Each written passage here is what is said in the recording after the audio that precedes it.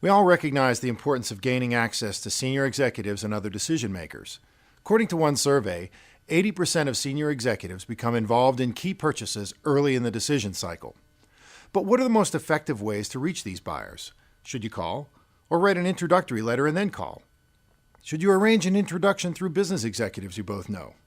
The most effective way is to be referred by someone from within the executive's own company. According to the same study, 80% of respondents would never or only occasionally grant interviews to a cold caller. More than 50% of executive respondents prefer not to be introduced to sellers by people outside their own organizations. An inside recommendation is the most effective means of getting on an executive's calendar.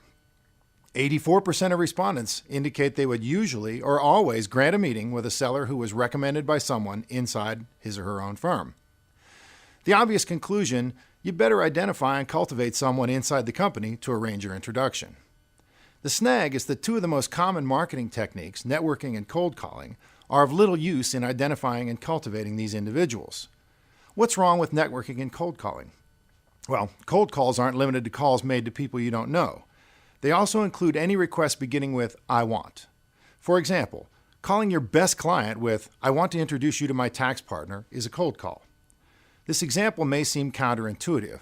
What makes that call cold? After all, you have a good relationship with your best client, and your tax partner is really skilled and can probably help the client.